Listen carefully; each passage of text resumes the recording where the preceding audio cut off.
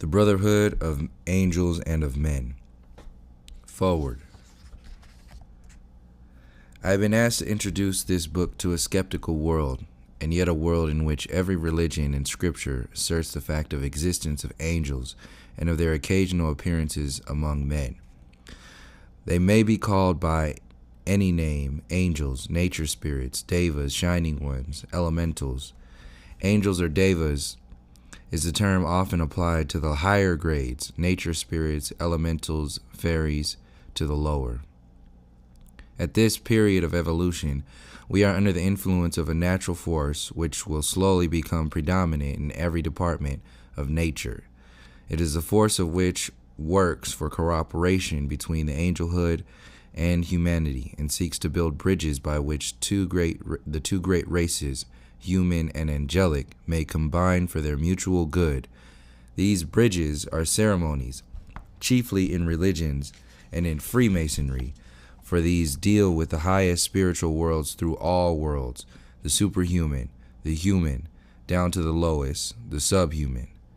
I have not studied the subject closely, as Mr. Geoffrey Hodson has done, but his observations are congruous with the many details in Hindu books and with my general knowledge on the subject gained in traveling in different countries as well as by reading. In Hungary, for instance, the nature spirits of the earth seemed specifically active, quaint little creatures, veritable gnomes, entirely different from the gorgeous hosts of Kubera in India, though both are concerned with the mineral kingdom. This book is specifically interesting in the suggestions made by the angels of ways of reaching them, and as to mutual cooperation, and many may be inclined to work for the Brotherhood of Angels and of Men. Annie Besant, 1927. Preface. As I consider a preface to this reprint of The Brotherhood of Angels and of Men, I find myself in thought and memory back again deep in the woods of the small village of Sheepscombe, Gloucestershire. There in 1924, as I was endeavoring to observe the record descriptions of the nature spirit life, I almost suddenly found my consciousness translated, if I may use such a term, to the level at which I beheld the great member of the angelic host who named himself to be Bethelda. While I was fully conscious and able to dictate, he transmitted to me ideas which have gradually become published in 5 successive books: The Brotherhood of Angels and of Men, The Angelic Hosts, Be Ye Perfect, Man the Great Triune God, The Supreme Splendor. Wherever I return to England, I always revisit the much-loved village, the cottage and the garden and the woods where my mind became open to some knowledge of the kingdom of the gods. Indeed, a book of that title, illustrated by a South African artist, Miss Ethelwyn Quayle, is just now reappearing in its 7th edition. Thus, I understand the idea of collaboration between angels and men in the service of God, and humanity has reached large numbers in many parts of the world, and the guidance given in this book has been practiced beneficially by many people. I am grateful to the publishers of these books, and especially to Dr. Annie Besant, who so generously encouraged me from the beginning and wrote a foreword to this work. Geoffrey Hodson, 1973. Chapter 1. The Brotherhood. The ideal of this brotherhood is to draw angels and men to 2 branches of the infinite family of God into close cooperation. The chief purpose of such cooperation is to uplift the human race. To this end, the angels on their side, are ready to participate as closely as possible in every department of human life and in every human activity that holds cooperation in view. Those members of the human race who will throw open heart and mind to their brethren of the other sphere will find an immediate response and a gradually increasing conviction of its reality. While the angels make no conditions and impose no restrictions or limits to the activities and developments resulting from cooperation, they assume that no human brother would invoke them for personal and material gain. They ask for the acceptance of the motto of the Brotherhood and its practical application to human life in every aspect.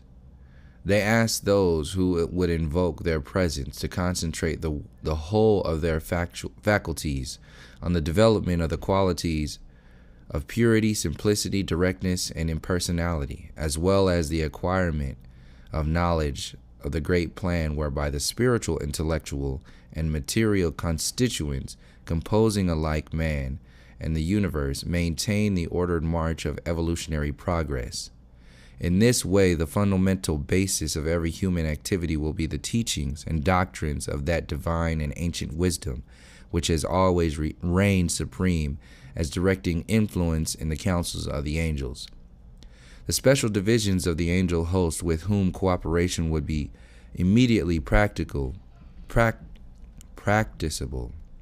and beneficial are the angels of power, the angels of healing, the guardian angels of the home, the angels who build form, every embodying archetypical ideas, the angels of nature, the angels of music, the angels of beauty and art. Angels of power. The angels of power will teach men to release the deeper levels of spiritual energy latent within them, and will fill, inform, inspire, and charge every human activity with that fiery and resistless energy, which is their most prominent characteristic. At present, they find in ceremonial and natural medium for their gifts and for their desire to aid their human brethren. Ceremonial always attracts that ceremonial always attracts their attention, and properly performed provides a channel through which they can pour their forces. There are present at every religious ceremony, participating according to the measure of their capacity and to the degree which the ceremony itself permits. They can work more powerfully if the mental attitude of the officiants and participants is receptive. Angels of the healing art. The healing angels under their mighty head, the archangel Raphael, being filled with love for their human brethren, pursue their work continuously. Their presence by the sick beds of men is a reality, though in the minds and hearts of the majority of those responsible for healing the sickness are closed against them. Many who suffer and have suffered know them well.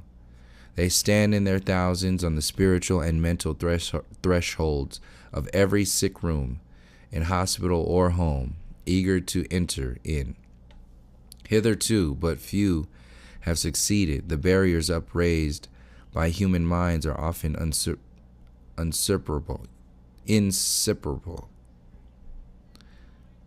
Should they break through these in spite of opposition, the precious healing which they bear in outstretched arms would be lost, dissipated, in the effort to overcome resistance. Guardian angels of the home.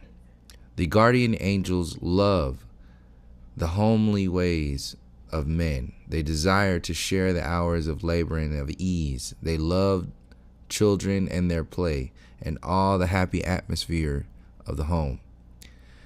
They would guard men's home, keeping away all influences of danger and strife, of darkness and disease. They hear the children's prayers at night and bear them to the Lord, and they vivify every human thought of love by adding something of their love and life. Often they bear the thought on its mission and pour it illumined and increase into the receiver's heart.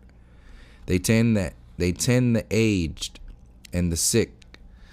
They are ever ready to shield from harm.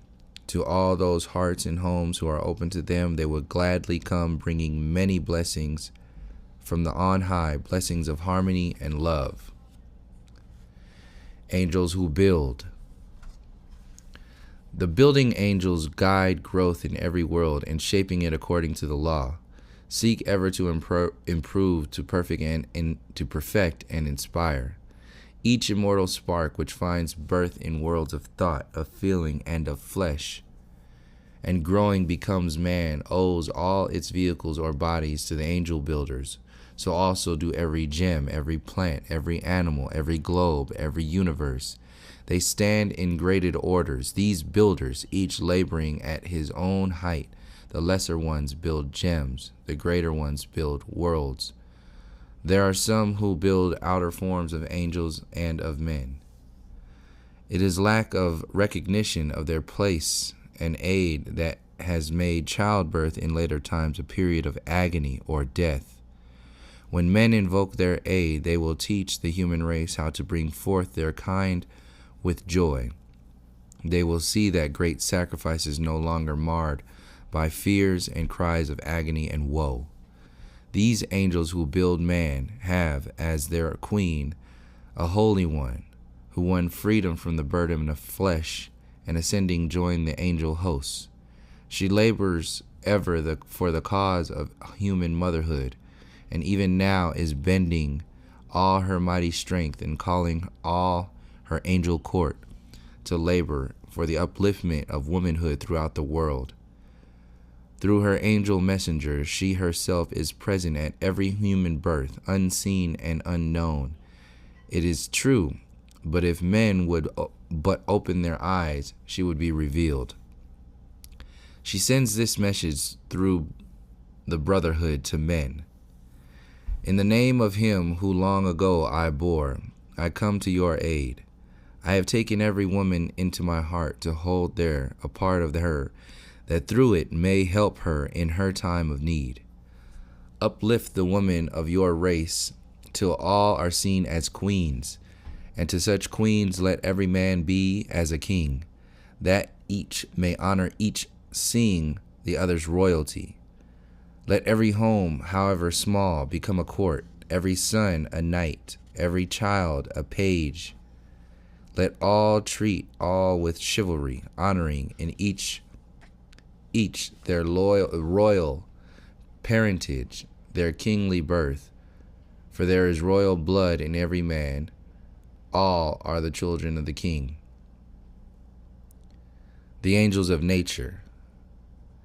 The nature angels are widely distributed, each dwelling and working in his own element.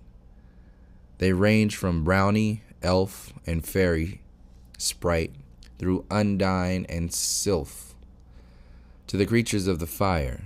The angels of nature are to be found everywhere around men's haunts, in tree, in flower, in stone, in cloud, ensouling every form. The growth of crops, of fruit and flowers is under their control.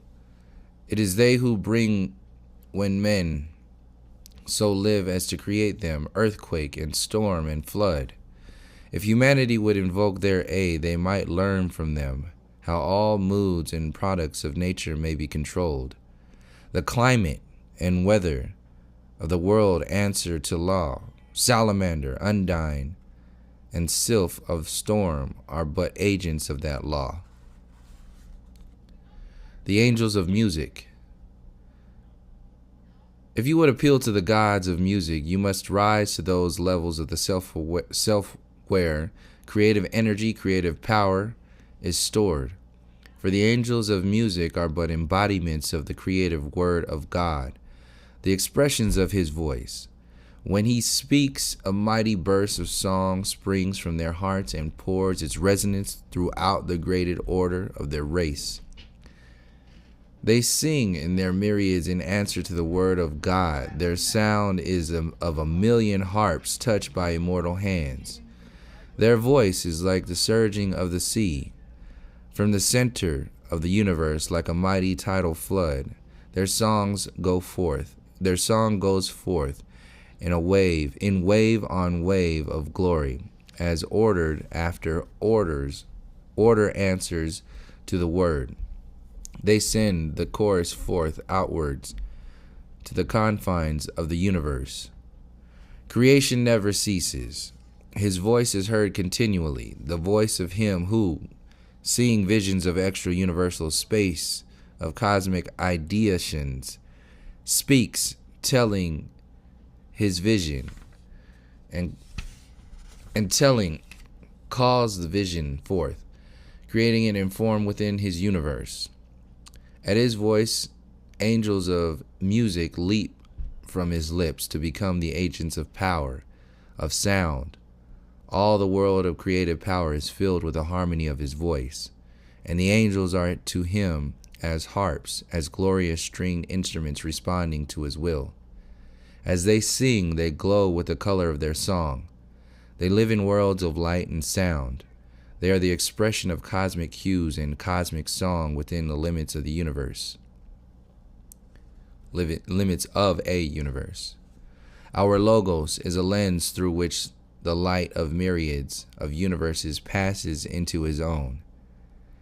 He is a mighty organ pipe under the hand of the Absolute.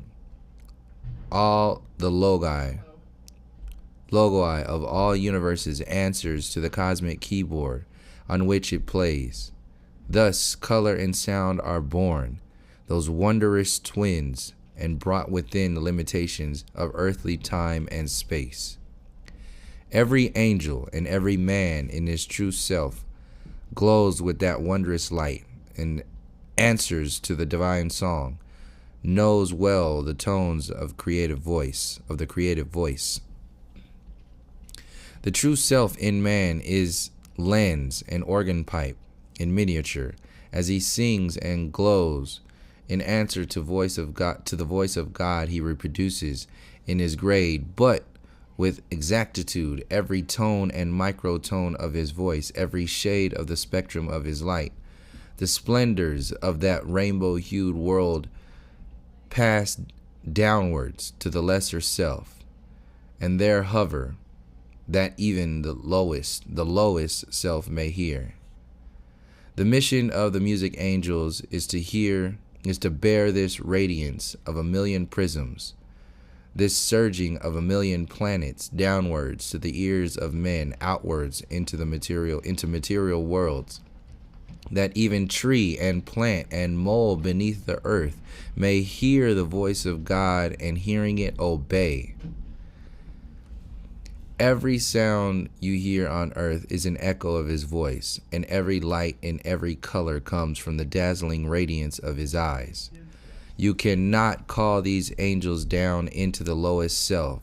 To see and hear them, you must rise towards their world. As you cross its threshold, you will see mighty throng, ever bathed in myriad rainbow hues, ever chanting forth in anthem tones the words of God. Through the sound of their trumpets and flutes, the beating of their wings, and through the light of the fiery splendor of their eyes, and the radiant beauty of their forms, comes the music of their voices. Ever they sing thus and play from birth to death of universes. They remain the choral orchestra of God. They are in need of human ears and human hearts, that through them they may bring our world in tune, that men may answer ever more and more to the sound of the rhythm of their song. To them all men and angels are instruments. Every faculty of mind and heart is a string. They watch each newborn race with eagerness, seeing in it the promise of new instruments, a wider range of tone, another organ pipe to answer to the breath of God. They see the unity of all, know each as part of the one great instrument upon which God plays that which he bears beyond the realms of time and space. Through this instrument, through all the manifold music, throbs the beating of his heart, the rhythm of the universal pulse. All the movements of the stars, the lighting and setting of suns, the birth of planets and their death, the evolution of the race, the waves that break upon the shore, the rise and fall of continents, the melting of the polar seas, the beating of the hearts of men, the germination of the seed, all these respond to the rhythm of the pulsing heart of God. This is the burden of the song the gods of the music sing. Angels of beauty, and of art. Everything divine is beautiful, expressing in its degree the perfect beauty of the Absolute. The greater the density in which God limits himself, the deeper his beauty lies hidden. Some among the angels' hosts, seeing the beauty of their God, themselves embody it and take it as their duty in the world of form to aid the builders of forms, that they may fashion all things, never forgetting the beauty of pattern by which they work. These angels of beauty seek to mold both growing and completed forms, that more and more the hidden loveliness that may shine forth as music angels are the voice of God. These angels are his hand, with which he paints upon the canvas of the universe the picture of the vision he has seen. Every time a man aspires towards the beautiful and tries to model, paint, or draw according to the highest he can see, he makes himself akin to the angels of the hand of God. For a time, rhythm becomes his life, becomes his. If he called them, they would come and add their vision to his own. Their genius of color and of form would wake in him their thirst for all things beautiful, would strive to stimulate his mind to break the conventions and the limitations of his time. They would implant new theories, fresh ideals within his brain, so that the tendency of human mind to set a limit and fix a law would be overcome, and creative genius, hid deep as though within a prison, would be released. So his soul would be set free, and mounting on the wings of art might attain the vision that is ever new, might override the canons of the past. For even the beauty of God is subject to the law of change and grows in splendor day by day. The angels of color and of form would bring to man this growing beauty, this ever-increasing wonder, this infinite loveliness of God, that every man might share with them the honor which is theirs of acting as the hand of the supreme artist. Invoke angels in your schools of art, invite them to your aid, then ugliness shall be banished, and all the world be more beautiful. Their message to men is that beauty ranks high among the offerings on the altar of God, of the gods, that beauty should be regarded as a virtue, and ugliness be branded as a sin, that every child from birth should see only what is lovely, graceful, and delicate. Beauty is not born, nor can it die. It is eternal. Only a fragment of beauty's self can become manifest. Only a gleam from the eternal sun of beauty can shine through a universe. Men seeing it and dazzled by the sight think that they see the whole, though the whole can never be seen by angel or by man. But the fragment grows. The radiance of the gleam increases as more and more of the universe embodies it. More and more self and beauty appears as one in manifested worlds as they are in worlds unmanifest. True beauty is ever new, and this is the sign by which you may distinguish between the false and the true. False beauty, product of the lesser selves, changes not, is fixed, and like all things that are fixed in a universe which is ever growing, is old from the moment it is born. As there is a motion throughout the universe, so motion must be suggested by true beauty. There is no beauty in a picture of death, though death itself is not without beauty. Beauty is the soul of all natural things, and lies hid in every virtue, especially love. You need no other standard, require no other law, nor is there any other virtue so great as the love of the beautiful, for beauty is the essence of them all. Every law you frame and every statute you enact should be tested by this question: will the result be beautiful? This is the ideal by which a citizen should measure his conduct and his duty to the state. This is the standard for nations, in their councils and their leagues, For with one glance, the artist ruler of a world can estimate the growth of governments and kings. To him, the measure of a nation's ugliness is the measure of its mismanagement of affairs. The measure of a nation's beauty, as of the true royalty of its king, is that of the highest of the progress it has made.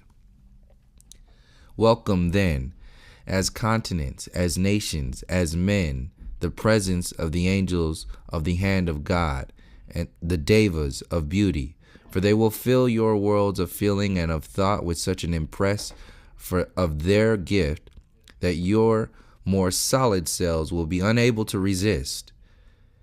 Aided by the angels of the hand of God, all men may become artists, for the vision splendid will come so close that even the dullest eyes must see.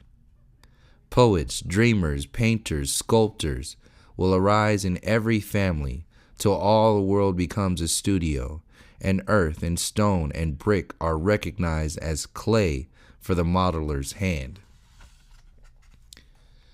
You shall build cities fairer than were ever seen in Greece, for you are Greece reincarnate, but you have grown since then. The angels who taught in Greece have grown since then. Together we might fill whole continents with cities fairer than those of old.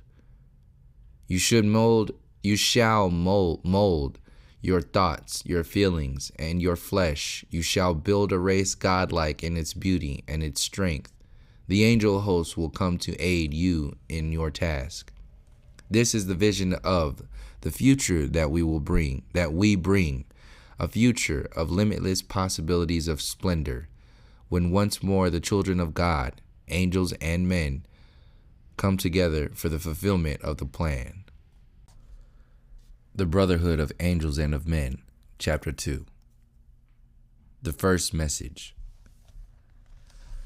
Since the Great One has drawn so close to our world and to yours, it is of first importance that the bridge between the two shall be fashioned, that the time may be hastened, when it may be used freely from either side. We must devise better means of communication, and your studies might well have for their object the widening of the bridge and the instruction of your brethren in its use. They will find us coming more than halfway to meet them, for the Lord himself has decreed that we should draw together in closer bonds of unity. The first essential on your side is a belief in our existence. To that end, more information about us must be given and presented in such a manner that it will be acceptable to the scientist as well as to the poet, the artist, and the dreamer. In your scientific studies, as they take you deeper in the superphysical realms, be ever observant of our place in the manipulation and adjustment of nature's forces. Behind every phenomenon you will find a member of our race. Our position in nature is closely akin to that of the engineer. He is not the force himself, he directs it. And as constant care and oversight are essential to the efficient running of the machine, so the angels or devas are essential to the efficient running of the great machine of nature, as well as of each individual engine of which it is composed from atom to archangel. So long as the presence of our invisible host is ignored by science, there will be gaps in their knowledge, gaps which can only be filled by a comprehension of our place in the scheme of things. That knowledge is not likely to be attained by the use of physical instruments, and therefore the second essential is an increase in the number of human beings able to contact us. Side note: Deva is a comprehensive term for the whole companion evolution, from the least nature spirit to the greatest archangel. Perhaps the easiest means of approach will be found to be through the love of nature. Those who would find us must learn to contact nature far more intimately than is present possible to the average man. In addition to a deeper appreciation of the beauty of nature, there must be that reverence for all forms and moods For all her manifold expression, which springs from a recognition of the presence of the divine, of which these forms, moods, and beauties are but the outward expression. From such an appreciation there will arise naturally a realization of the sacred nature of all beauty, and a desire to draw near to the divinity within. Beyond that, again, a living sense of unity with nature must be reached, till you can see yourself in every tree, in every flower, in every blade of grass, in every passing cloud, and realize that the manifold diversities which compose a valley or a garden or a wide panorama mountain, sea and sky are but expressions of the one self which is in you, of which you are a part, by means of which you can pierce the external veil of beauty, till it can hide from you no longer the vision of the self. When this realization has been gained, you will be on the threshold of our world. You will have learned to see with our eyes, and to know with our minds, and to feel with our hearts. This capacity alone, however, will not suffice, for it is as yet a path which few can tread. It may nevertheless be regarded as the broad highway leading to the bridge. Every true artist has gone along that road, yet few have found us.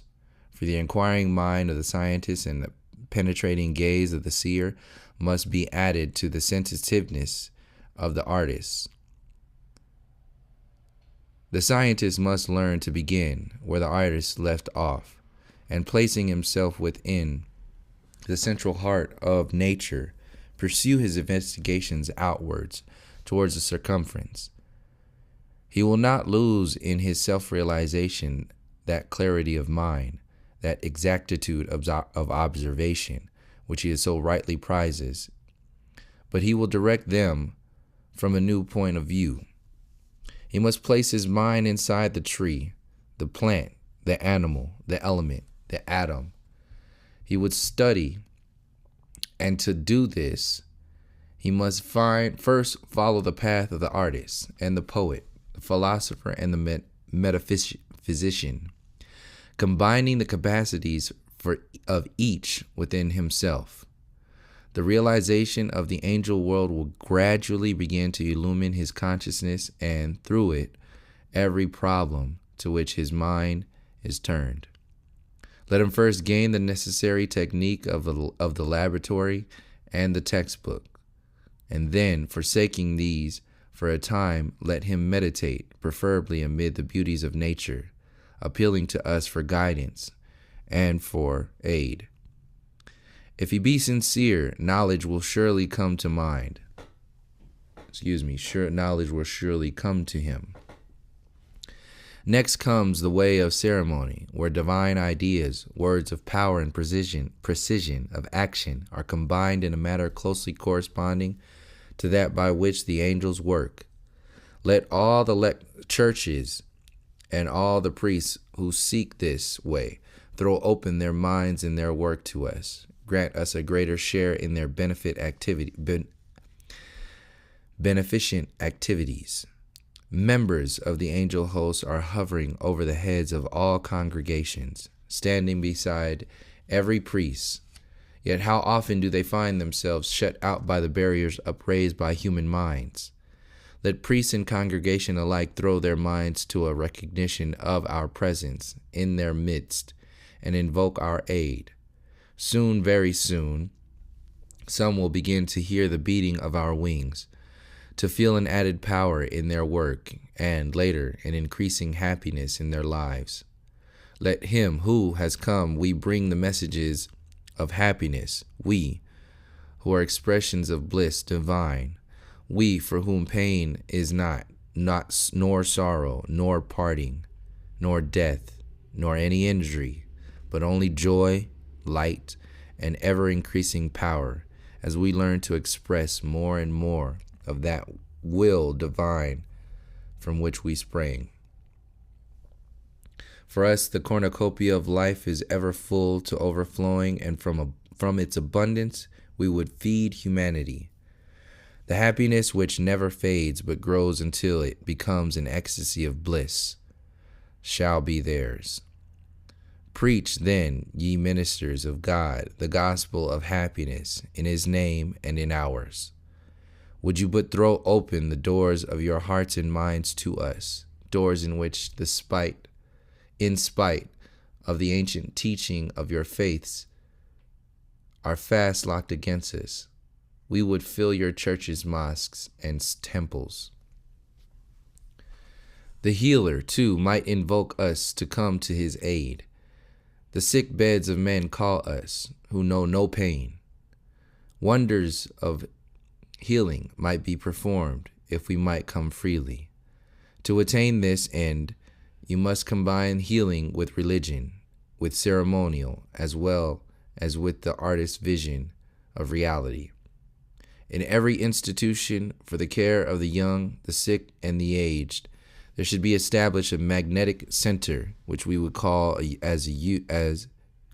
which we could use as a focus.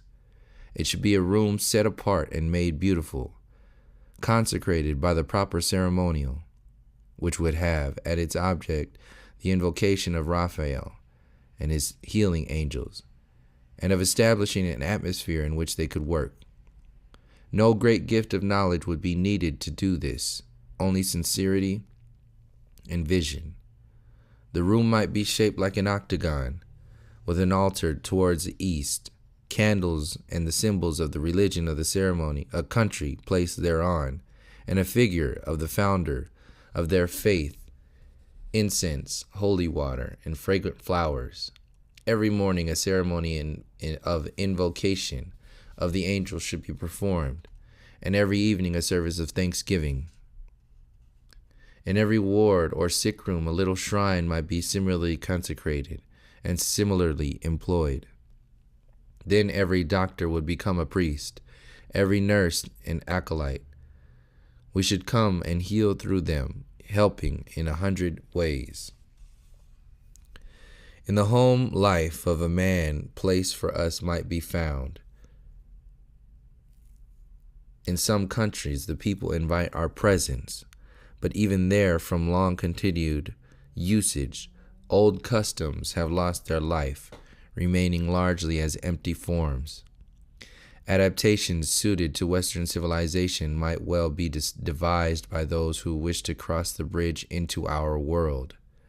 Again, perhaps the most suitable method would be the provision of a shrine set apart and used exclusively for invocations and offerings to the angels. In all times of need, sudden crises, sicknesses, births, and deaths, the aid of the angels would be gladly given, but the power would be greater and the presences more real if magnetized centers were provided in the home. A single object of great beauty mentally associated with the angels and with nature, a bowl of flowers freshly gathered every day, incense, the use of short prayer or invocation each morning, and the benediction each evening would suffice. Complete cleanliness, an atmosphere of utter purity, and the single motive of cooperation for mutual help are essential, while added to the simple ceremony might be an appropriate reference to the founder of the religion of the house, and a prayer, perhaps, for his blessing upon both angels and men. These few examples will be sufficient to suggest a general method of communication and cooperation, for which variations may be devised for particular purposes. For example, in the studio of the artist, the surgery, the consulting room, the concert hall, the lecture room, everywhere, in fact, where angels may be usefully employed. Further fields of mutual cooperation await us in the realms of horticulture and agriculture. While these practices would not immediately produce a large number of people capable of entering into direct communication with the angels, even if this were desirable or necessary, they would gradually effect a change in the consciousness of the people, a change which would tend to make such communication more easily possible. This development would show itself particularly among the children, who, growing up in such an atmosphere, would have every facility for developing and using powers of communication. Many other beneficial results might be expected, culminating in a general raising of the whole tone of human life and thought, which would tend to become more sensitive, refined, and responsive as a result of contact with angel consciousness. In time, this would begin to affect the actual appearance of the physical body, as well as its movements and gestures. The arts and graces of life would begin to be more generally appreciated and expressed. For those of humanity who find within themselves a natural response to these ideas and an instinctive desire to apply them, centers and communities for their practical use might be formed in the more remote country places. Every community or center formed with spiritual purposes would find its work greatly increased in value, range, and power by the recognition of the presence of angels and the practice of cooperation with them. This valley, the valley in which the messages were received, is well adapted for such endeavors, and it is not unlikely that in the near future, centers both of the ancient wisdom and of the new religion will be formed and grow here, centers in which an increasing recognition of cooperation will be obtained from both the human and angel workers. Both magnetically and historically, this valley is particularly suitable for the work, whatever methods are attempted. Their success will be greatly enhanced by cooperation.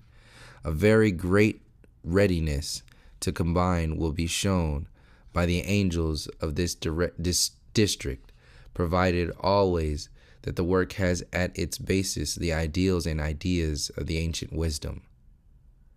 On the physical plane, the preparation and the building of the form is your work. On the inner planes, we will combine with your superphysical selves in pouring in the life, in stimulating the inner growth, in the protection of the center from intrusion, and in the conservation of the power generated. A center here might serve both a working community and those who seek a retreat for meditation and study. The measure of its success will be greatly increased if the conception of human and angel cooperation is kept continually to the front, and the suggestion to employ such cooperation is made to all who come within its sphere of influence. Developments might be expected which would be the provision of a sanatorium and rest house, a semi-monastic institution as a retreat, for purposes of study, meditation, and investigation, with departments for literature, arts, and crafts, dramatic representations, dancing, and rhythmic exercises. This initiation of such schemes might produce a result which would serve as a model for the establishment of similar centers in other parts of the world.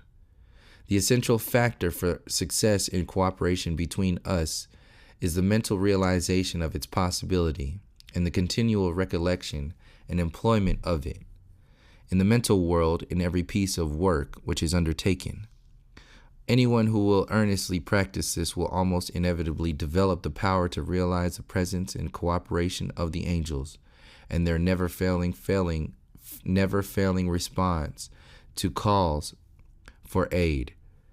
It should be made clear that this conception must be preserved in its simplest form, entirely free from all sensationalism or elaborate ceremonial, nor is it suggested that any attempt should be made to obtain a close personal contact with the individual angels, or to employ them from motives of personal gain, interest, or curiosity. Such endeavors would almost inevitably lead to disaster and should be rigorously excluded. It must be as natural for you to work with the angels as with each other, or with domestic animals. As already stated, the qualities of simplicity, purity, directness, and impersonality must characterize all who hope to take part successfully in any mutual endeavors. The exactable, emotional, or unbalanced individual may not safely be brought into contact with the great forces working behind and through the angel evolution. Men and women with extremely practical and controlled minds, possessing also capacities for idealism and positive imagination, are ideal workers. These types should be sought for the initiation of schemes where human-angel cooperation is to be employed. Though the world at large may deride our aspirations, a growing response is assured. There exists within the human heart and mind an instinctive attraction in these directions. It springs in part at least from the ancient memories of those times when angels walked with them, and partly from the natural seership latent in every human soul. The Brotherhood of Angels and of Men, Chapter 3. The second message. The angels ask from you not worship, for that would be inappropriate, but love, asking only to be allowed to join with you in praise and thanksgiving to Him who is the Father of us all, and in adoration of the supreme teacher of angels and of men. The power of our prayers will be enhanced by being offered up with yours. Your lives will be enriched by the answer to our common act of praise. Our sphere of usefulness to God will be enlarged by sharing yours. Your lives will be enriched, your world made glad by the inauguration of the Brotherhood of Angels and of Men. The aim of the Brotherhood is to widen the range of human love by including the angels within its rosy glow, so that the concept of brotherhood, the keynote of the coming age, shall know no bounds, but widen to include all living things, mortal and immortal, the dwellers in the ethereal worlds of air, fire, and water, the people of the limitless dominions of space. The time approaches when they will no longer remain invisible to you, for as you throw open your worlds to them, so will they cease to resist your entry into theirs, throwing wide doors that will invite you to pass the portal, offering you full share of those treasures of incalculable value which they have guarded so long. It is a love that will open the doors, love between yourselves first, so that you can never misuse the gifts they will bestow. Love also for them, your brethren, to whom your love will give the power to reveal themselves. The angels send their love and greeting to you, holding out their hands in fellowship, as bidden by the Lord, who recently has come again to you and them. Surrounded by angels, as of old, he comes, and we, his servants, bear his message of brotherhood and love. Be of the same mind one with another, for there is but one life, boundless and inexhaustible, which is the very essence of you all. Go to the children of men, draw close to them once more, that those days may be brought back again when angels walked with men. Do this, it is the will of God. Having this command laid upon us, we come to you, and to many another listening one, offering you our service and our love, that his will be done. What will your answer be, men of earth? We wait on that. We would light a fire in your hearts that you may feel the glow of the same great flame that burns within us, the flame of divine life that restores and it consumes, ever renewing its fiery power in the lives of those in whom it burns. That is the meaning of the angel life. This is the secret of the angel fire, the fire divine which burns continually. It is the flame which leaps from that immortal spark, our innermost selves, which springs from the central fiery heart of the universe, the spiritual sun.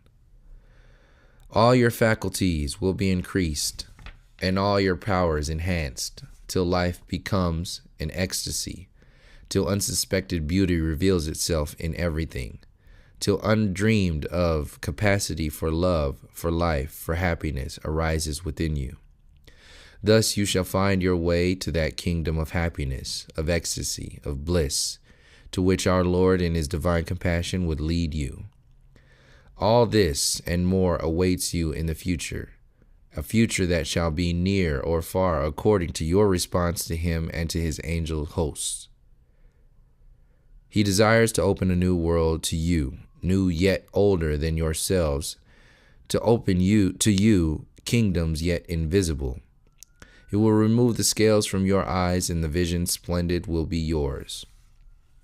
Come into that kingdom, the land of immortality in which we dwell, and share with us the joys which never fail, the splendors of a world where death is unknown, where separation is not, nor any pain. Let the beauty, the power, and the joy of the vision flow down into your world, healing its distress, reliving its drudgery, ugliness, and vice, that all men may lift up their heads in pride, having once more become the gods they ought to be. Begone the sunken eye, the withered cheek, the scowling glance, and the shamed mind, the ugly home. Let the life be beautiful for all, not for the few alone. For he who comes to all, and he would remove these dark blots upon your race, for he sees the God within you struggling to be free. These lives, dark, drear, dull as the tomb, must be made glad, must be filled with joy, must be given the freedom which he bids you give. Raise up the evolving God. Do not press him down or bury him deeper and deeper in the mire of your own selfishness. So shall all be lifted up, a fairer race shall be born, a nobler type evolve, and a more worthy temple be reared of human bodies, happy, healthy, strong, and free. Fit dwellings for the God hidden within them. He comes to you to help you to this end, to help you and him. We come offering ourselves to you, we who have not felt the cramping and deadening weight of earth. Honor you for your great pilgrimage so far from his face, from whom you sprang so deep into the dense material worlds. Now that your faces are turned homeward, he bids us sing the welcoming song. He bids us meet you on the way, and joining hands with you, lead you more swiftly along the path of return back to his abode, the dwelling place of light. The Brotherhood of Angels and of Men. Chapter 4. The Highest. There is too much satisfaction with that which is not the highest, and not enough readiness to aim higher and higher in all things that are done. Even in the pleasant talk of friends, there should always be upheld the ideal that thought and word and deed should be the highest. Because this is not so, the keen edge of heart and mind is blunted. The sense of greatness falls away. Lesser things come into and clog the soul, delaying its progress on the path. These things should not be, need not be.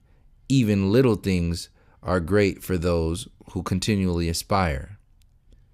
Make something great of all things. The walk, the drive, the fireside talk, all the household ways, all your earthly obligations, your pleasures, your pains, your strivings, and your times of ease. Let them be great. The greatest that so far has dawned within you, the highest you can reach. Let this be the motto for you all, the highest, and let all who join our ranks pledge themselves to that motto. We too will pledge ourselves, and every time this inward pledge is uttered by a man, an angel shall repeat his pledge and bear it like a torch to add to the great reservoir of our power apportioned for our work. Let each who would so pledge himself retire into solitude, the private room, some grassy height, some woodland shade, or if he needs them not, into the chamber of his heart. There with fixed purpose, let him first meditate, seeking to penetrate into the deep meaning, the depth and meaning of our great ideal.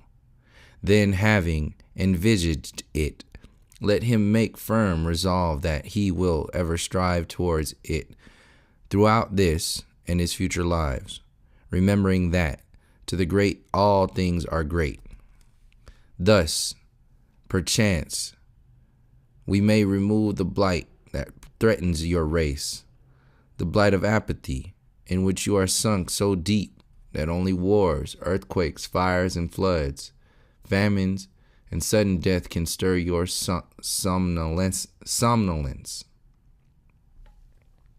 Your higher selves, your angel selves, strive continually to awaken you, to send a vision through your dreams, and here and there a sleeper stirs and stretches, all too often to return to sleep. Your dreams must be disturbed by the force of things external to yourselves. Wars come to rouse you, and you pray to God to save you from more wars. Pestilence and famine stride, and hand in hand across your heedless lives, and only as you see them threatening your response do you awake, and for a time become your greatest selves. Yet from these you pray unto your Lord, asking him to deliver you. The deliverer from these is with you all the while. It is your innermost self. But as you will not be aroused by the self within you, you must be awakened by the self without. Know that in wars, plagues, cataclysms, you see yourselves, the expressions of your soul, striding torch in hand through the dormitories in which your bodies lie, to stir you from your sleep, to drive away the dark shadows of self-satisfaction and content. These other selves of yours will come again and again until you yourselves banish them from all time. They go from the nation, from those men who, answering to the highest, live accordingly to its laws, who seeing the greatest, strive ever to express it, who neither rest nor sleep, filled with a craving which drives them onwards from peak to peak of the mountains of the spiritual world. That is the way to release brothers, and that is the way to release brothers, and there is none other. He who tells you that war may cease by act of law does worse than lie. He covers up the truth, so that men, feeling safe, sink back again into their dreams, and war return in due season. In our brotherhood, we must begin to hold aloft this great idea, the highest, and each must pledge himself that nothing else will satisfy his soul. You must preach this gospel, that the cause of all things good and ill lies within ourselves, that the good may be made better and the bad disappear only by action from within. It is the lives of men you must reform, not their laws. Lives can only change when they conform to the highest, instead of trifling with the lowest. No man can plead that he does not know these things. Messenger after messenger has come and spread the truth abroad.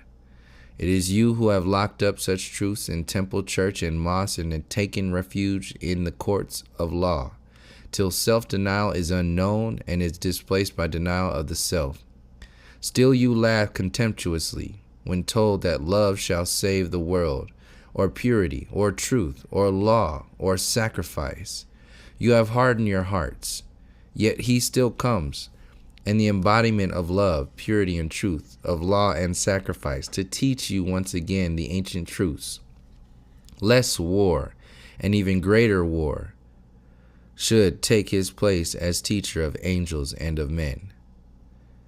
Let this be our motto and our password, the sign by which we know each other by day and night, the highest. Seek an artist friend that he may draw a picture of a member of the angel host standing upon a globe and pointing to the sky, underneath the highest. Call it the angel of the pointing hand. Make it into a badge and talisman. Bless it with the power and love and courage to achieve, that all who wear it may be filled with divine discontent and a craving for the highest, a longing for the goal. Learn to make the form in the mental worlds and fill it with your desire, and send it out to men. Charge it to the full with your will. Call upon an angel to ensoul it with his life, until you fill the mental world with glowing forms of angel kind, which shall call to the mental selves of men, shall wake them from their sleep. Flood the mental world with this ideal, the ideal of the highest. The Brotherhood of Angels and of Men, Chapter 5, Patience.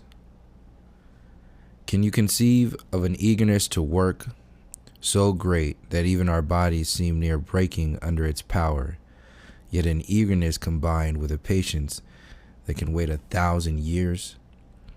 To that sublime patience you must attain, for within the quality of patience are enclosed a multitude of virtues: strength to control, power to restrain, vision of the plan, knowledge of the real, detachment from results, and coordination of the will, the mind, the body, so that when the time comes, they act as one. Patience of this kind does not extinguish the fire of eagerness to serve. Rather does it glow ever more fiercely within the compressions exercised by will and mind. When at last the order comes, when, after the passing of an age, the day arrives when the restraints are to be released, then it is that the power stored up for so long flashes forth through us. We become the catapults of God. Now that day has come, stored up energies resulting from the power of the great ideal have been released into our world. For not the result, the end is sure. Not for naught have your hierarchy and ours planned. From time beyond your power to count, ever waiting for the arrival of the day. So I say, the end is sure. Still they plan for ages yet unborn, great schemes embodying the divine will, in detail too, down to the angels and the men they choose. What then are we but incidents, straws blown by the breath of God, except that within those straws the self-same breath is found, so that breath answers to breath, and his will is done. Remember always that the ultimate source of power is in the idea. The power we use in manifested worlds is but the force emanating from and the reflection of the divine idea. If this be true, then no delay can reduce its potency, nor any circumstance prevent its ultimate expression. Upon this knowledge should patience be based. The Brotherhood of Angels and of Men, Chapter 6, Peace. Peace is an essential principle in nature, not merely a quality to be acquired. It belongs to the innate essence of all things, and, like love, is a cohesive principle. Behind all movement there is rest. Behind all sound there is stillness, so that behind the motion and the music of the spheres there is peace. The equipoise of God. Though all his planets and all his people move, he is motionless, and naught is there within his wide dominions that can disturb his peace, so firmly founded. You too, if you would achieve, must find that peace and that power of a divine equipoise which nothing in the outer world can shake, which no untoward circumstance can destroy. I would have you turn your thoughts to this great discovery the discovery of that within yourselves which is a reflection of the peace of God, It is not your own. It is not a quality of which you will acquire. It is a power that you will release. It is the gyroscope center of your soul. At first, it is like an isolation of the soul. So deep is its stillness, so utterly devoid of sound. The way to this realm of peace lies through the mind, for the roads which lead towards its boundaries are paved with thought. Over those roads the soul must tread. Therefore, by thought, you must begin. Think frequently of a peace. Mistake it not for quiet, nor any condition of external things, however noiseless, however still. You must plunge deeper into the innermost recesses of the soul, in quest of the land of peace. It is not of the mind nor of the heart, though the essence of both is rooted deep within it. Meditate on peace, thus will you pave the road which you must tread later, so that it be smooth and easy for your feet. As you walk near the frontier, the sense of manifested life will gradually fall away. You will feel alone. Fear not, 'tis but the aura of the land of peace which stretches far and wide and meets you on the road. Enter it, and let its power strengthen you for later stages of the quest. As the stillness deepens around you, welcome it and let it permeate your soul, till every nerve, every atom seems to find rest. Mistake not this deep reflection for the goal itself, as many have done. Peace lies still deeper. The innermost recesses must be explored. Even while all nature seems to pause and the goal almost to be won, press on your quest. The drawbridge is done, the portcullis raised. Press on, for compared to the peace which now awaits you, that which you just have known is a discord and turmoil, as far from reality as earthly fire is from the spiritual sun, yet related to it, and therefore to be encountered on the way. It was external peace and not your own. Pass then through the gates and be lost in that which is yourself. Fall into the abyss, plunge into the pool, which, though it seems but nothingness, is everything, the pool of peace. Think deeply on these words, my brothers, and try the quest. It is part of our angel discipline, the schooling of the angel hosts, lacking the anchorage which your earthly bodies give to you. The devas are useless in great tasks till they have found that stable point within their innermost depths, which serves them as your bodies serve your minds, for leverage, lacking flesh. They have to find the fulcrum deep within. Why should you not find it too, and, having both the inner fulcrum of flesh, preserve that outer poise, unshakable, which is the expression of spiritual peace, the final, deepest point, beyond which self is not? It was from this source so deep within that the power was released, which the raging tempest on the Galilean Sea could not gainsay. It was from that land that he spoke, saying unto wind and wave, Peace, be still. Though it is no earthly peace, it wields a power that all earthly things must own, resistless in its might. When he gave his peace to his own, saying, Not as the world giveth, give I, he spoke from that same inner land. Thence came also the power which, through his music, tamed the wildest and most warlike creatures of the Thracian wilds, which drew down the branches of the trees and held them still, which forced the lion and the tiger and the snake to lose their fierceness and their lust and become quiet. For Orpheus sang, Peace, be still. And ever where his presence is, there is peace, there is motion, seems to cease. So he who lives forever in that land of eternal equipoise comes bringing peace, and as he, coming thence, brings peace to the world, so may you, drawing on the same same source, the deepest point, the stable point, the point of rest within yourselves, find peace, and the warfare of your lower selves will cease. You too must acquire the magic of that far-off land, which shall give to your voice the power to say, "Peace, be still." None living in these outer worlds can resist that power. The wildest sylph, the fiercest creature of the fire, the elementals of the storm, the earthquake, the volcano, and the flood must stay their mighty onrush, their resistless, vivid play at the command of him who can truly say, "Peace, be still."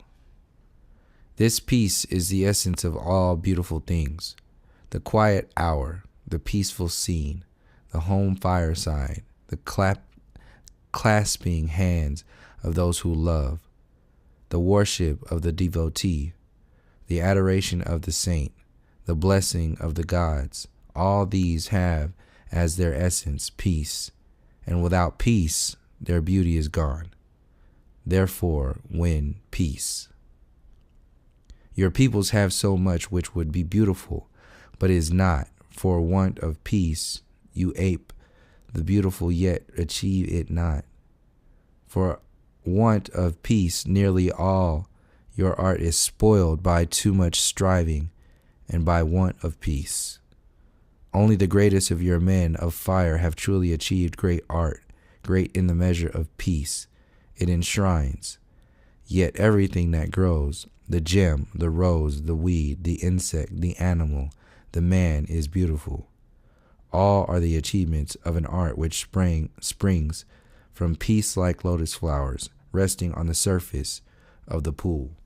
Oh, my brothers, if you would but give the world this one message, asking men to seek peace, not the freedom from the clash of arms, not absence of civil or industrial strife, not lessening of the claims from man to man, for these are but the husks and chaff which flies into the air and the grinding of karmic mills.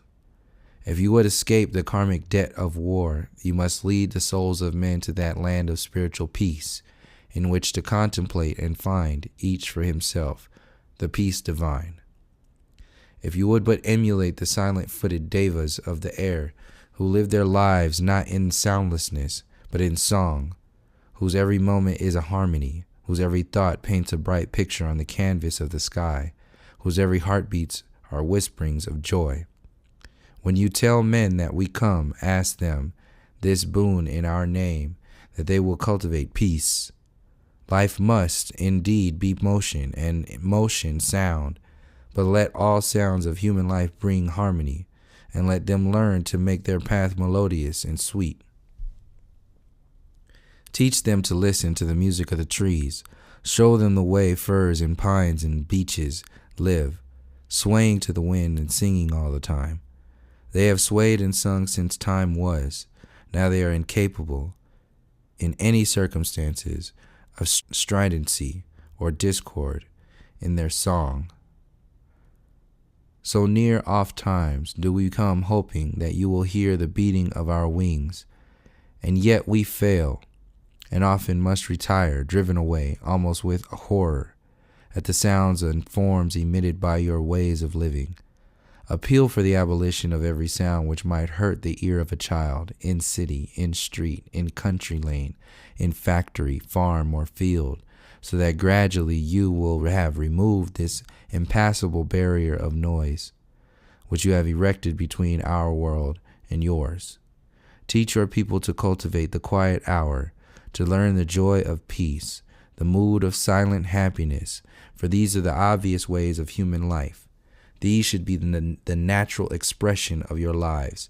If you have not attained to these, how can we teach the deeper paths of peace, the superhuman way?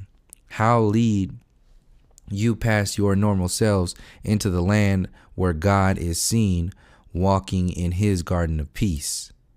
Inaugurate a great campaign. Bid all those who come later to help that this great wave of ugliness and violence shall pass. For this chance is an essential preliminary to the realization of our mutual ideals. Though ordered by the Prince of Peace, though filled with the love of the Lord of Love, we cannot come until you quieten all your lives, and listen to our knock upon your door, to our footfall beside your hearts. Discord and ugliness must vanish from the world. To remove it is our task and yours, but yours first. Rewards are promised, even at the beginning of your task, for you shall hear such music, you shall see such beauty, as will exceed your noblest dreams when we come bearing our gifts to men, gifts that can be given only to a world ready to receive them. Gifts that cannot be withheld when once the preparation has been made, for throughout all time these have been the gifts of the angels, music and beauty. Every quality and every movement of the God within the angel finds the expression through these. Love one for another between us shows itself in bursts of song. With us great thoughts are symphonies, and as we answer love to love, and thought to thought, all the air about us is filled with tones and supertones, with harmonies, songs, chants, and great chorals, not manufactured as something to show our gifts, but as beauties which cannot be withheld, beauties which spring forth full-born, natural expressions of our intercourse, our lives of love and labor in our own world. You too make pictures every time you think. You too make music every time you feel, and light and color and form as well, and these things might shine resplendent and beautiful in your world. The beauty of their music might fill your ears. These things are all about you, modified, it is true, but you know them not. You do not live for beauty. Your lives are not spent ever listening for a song. Furthermore, you spoil your songs, your forms, your light by greed and selfishness and vice.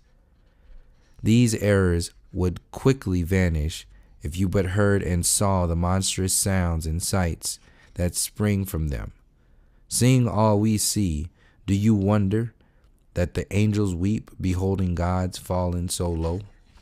The Brotherhood of Angels and of Men, Chapter 7, Education. This is the way of the teacher. First, to uplift the soul. Second, to expand the mind. Thirdly, to vivify the understanding. And fourthly, to coordinate body, mind, and soul. To teach you, I must first call you up into the land of joy, that you may stand in this presence of knowledge. Knowledge is truth arranged in sequences.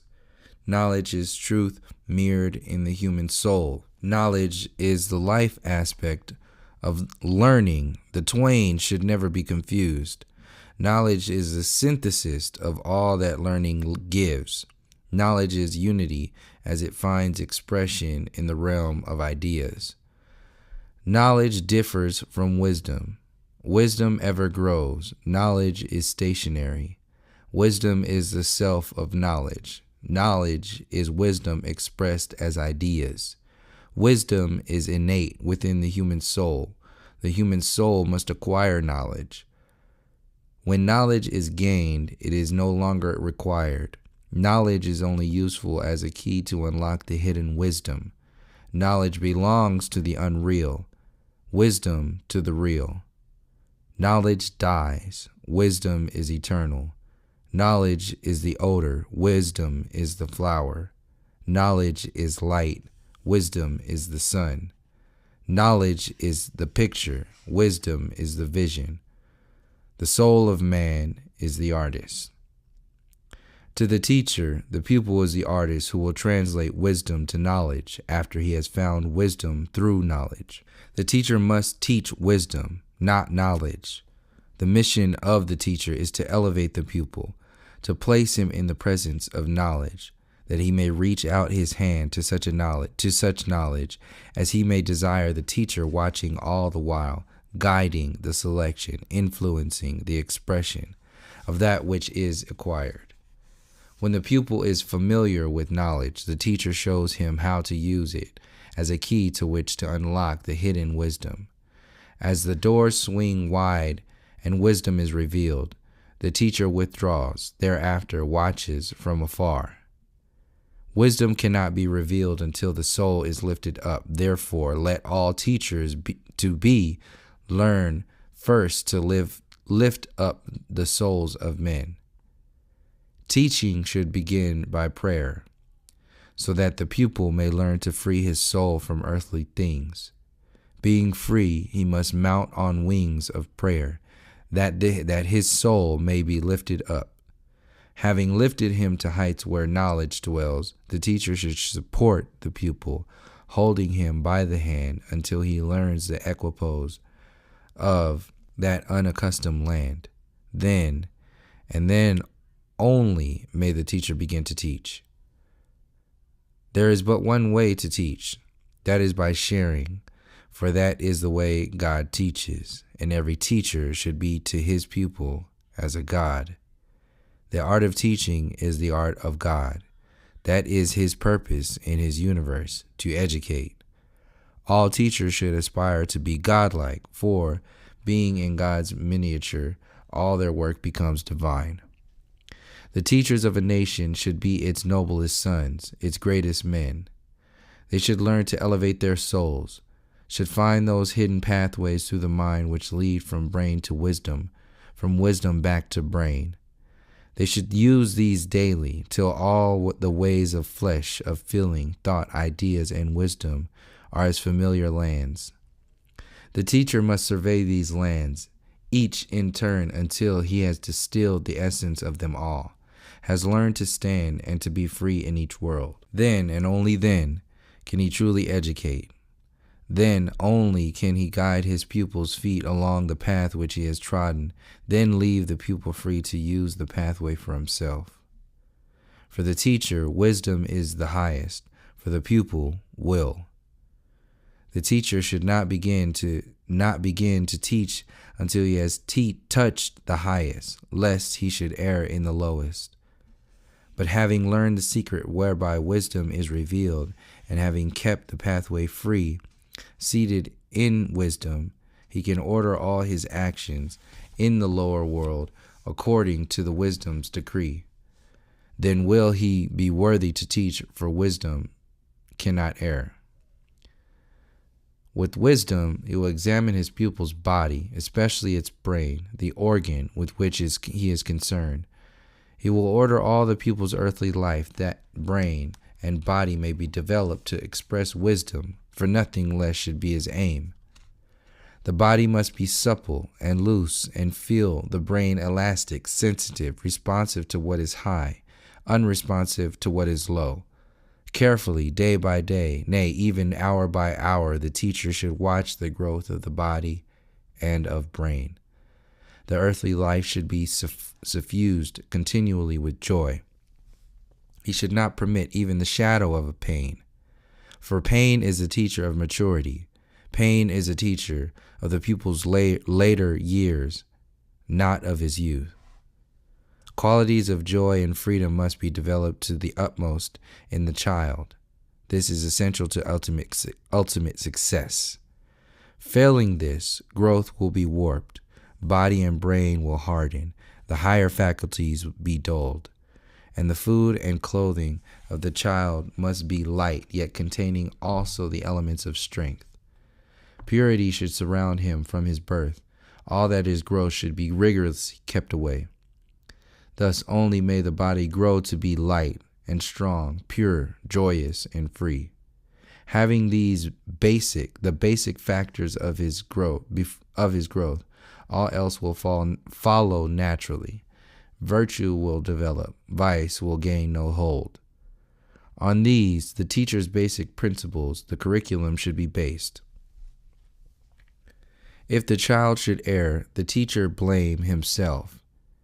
He has not taught aright. He has failed to share. Failing to share means that he has not loved. Without love, no man should begin to teach.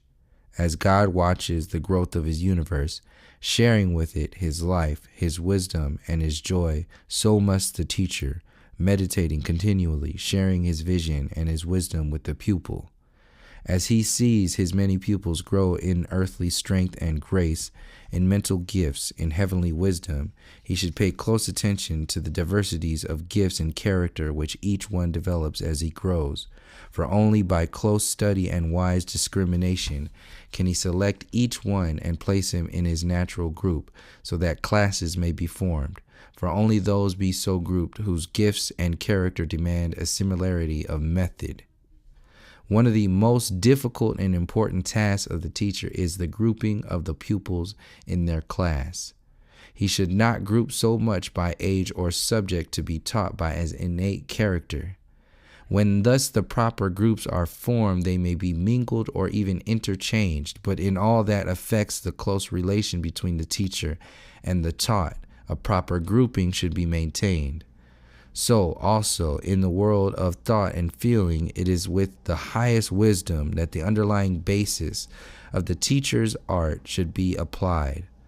When the teacher imparts knowledge, he should at the same time show the pupil how he may acquire that knowledge for himself. Thus it is that when I lift you to the land of joy and make you free of all its wide domain, I show you also how to open wide your eyes, that for yourself you may see, for this is the teacher's way. The Brotherhood of Angels and of Men, Chapter 8, Joy. I would sing to you of joy, the joy of the gods as they revel in the land of joy. The land of joy is the land of dreams, where every dream comes true, where every thought and answering thought thrills with joy. The land of joy is the land of the gods. There lives the God in man. For men are gods, and the godly part dwells in the land of the gods. The land of joy is beyond the mind, through the gates of eternal peace. Angels share that land with men, and these are the gods who sing. Thrills of gladness fill the air. By joy we live and breathe.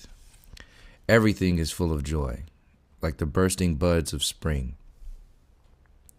Throughout all the land is the freshness of morn, of dew, of bud, of flower. Lightly the angels pass on their way, wafted on wings of joy. Nature wears a perennial smile, a smile that is ever new. Laughter rings through the woods and dales, for the joy of eternal spring. All power, all truth, all vision, all work, all life is expressed in that land in terms of joy. An effort of will sends a wave of gladness through that land. New tasks are welcomed with the smile of those who greet their dearest friend. Every heart and every soul thrills with the dancing gladness of spring. Vast choirs of angels sing songs of joy. Cherubim and seraphim disport themselves, their winged faces shining with joy. In that land every thought becomes a poem. The lower man must join the higher man in the land of joy. The twain must walk together through its green places. The higher man is calling, ever calling to the lower. Come, come into the land of joy. As his eyes are opened, splendor on splendor is revealed. The fluting pipes of seraphim and the tremble songs of cherubim. Those twins sing and play concert in the land of joy. No earthly eyes can see, no earthly ears may hear the vision and the music of this land. No earthly hand of the lower man can ever truly write its wonder and beauty, its ecstasy and thrilling gladness. It is the land where every earthly happiness finds birth. A single thrill within it gives birth unto 1,000 happy hours in the world below. Its wayside flowers are parents of earth's most luscious blooms. Its trees, waving in the evening breeze, send the divine melodies to the lower ears of men. Spring-like freshness of air, lily-scented bowers, oceans wide like mighty frosted panes, reflecting the noonday sun, rivers of crystal, streamlights whose waters are of precious stones, waterfalls and cataracts like broken sun rays flashing through 1,000 prisms, billowy foam, showers of spray of diamonds, each drop lighted with an inward sun, tall trees like stately mothers of gods, emerald clad, clouds that are alive and gambol like the lambs as they float across a sky of sweeping vastness with ever-changing hues, lighted as if by 1,000 sunsets, air balmy, buoyant and full of song, like the trickling of a rill, air of pockets which constantly explode and shed bright radiance, vitality, and all the fresh odors of spring. Of such is the land of joy. It is a land of fair valleys, towering heights, vast chasms, great precipices, every rock and stone bejeweled with 1,000 gems, earth that is pigmented, reflecting the hues of the sky, each particle of earth a separate life, a pulsing heart-shaped diamond, translucent yet full of color and of light. Every shade that passes over the sky changes.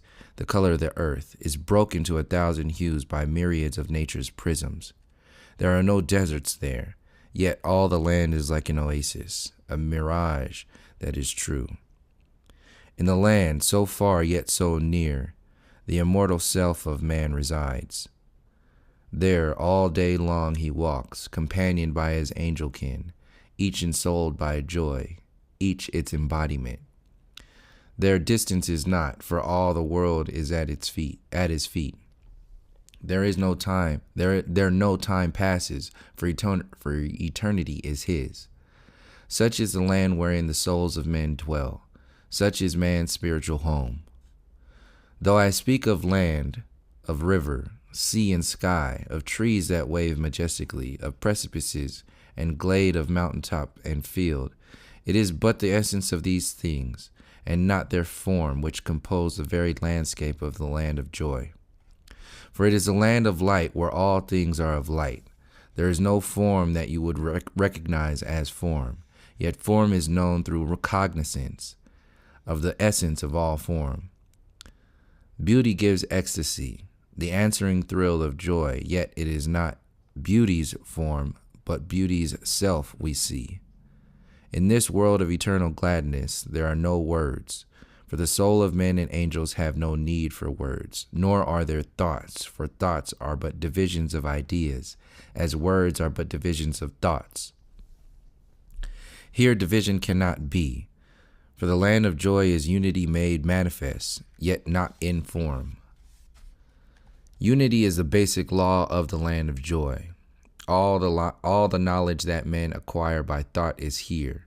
Without the need of thought, all the deepest love they ever feel is here, universally shining, not from a center or a part, but implicit throughout.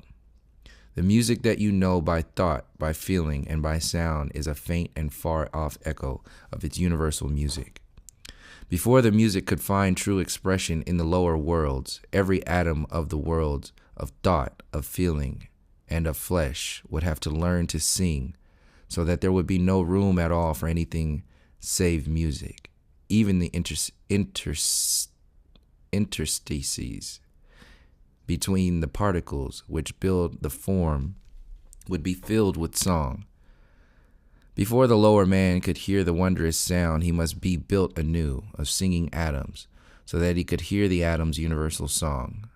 Yet even then, for him, the vision and the sound of the land of joy would be afar off. For in that land, thought, love, beauty, and music are one and indivisible, interchangeable, each instinct with the other. Inseparable is the fourfold life force, yet one. Every human ideation in the lower worlds is here a living thing, completely comprehended in a flash in all its possibilities, from birth to ultimate expression and full maturity, and beyond that to the fading power, even to its death. Birth, maturity, death, here the three are known as one. In this land where joy reigns dwell the ideations of the universe. They are the essence distilled drop by drop from the consciousness of God. Here, the immortal self of man sheds upon the lower man the odors of those precious essences, the scents of those perfumes. As the lower man in the world of thought breathes their delicious scent, a system of philosophy is born, a symphony formed, a mighty flood of genius released. The creative fire which drives the artist on is fed from the petals of flowers, from which these perfumes are distilled, for earthly flowers are but the solid embodiment of universal ideations. In the land of joy there is but one perfume, the essence of every odor of the world below, containing all. Angels descending to the lower worlds where heavenly joy will one day reign, bear in their hands censers, exhaling perfumes from above, and as they fly they swing them, pervading the world of thought and feeling with their power. As the thinking and feeling selves of men breathe in the scented power, great deals of heroism and love are born in worlds of flesh. The mother clasps the babe more closely to her breast, ready to give her life for it, if need be.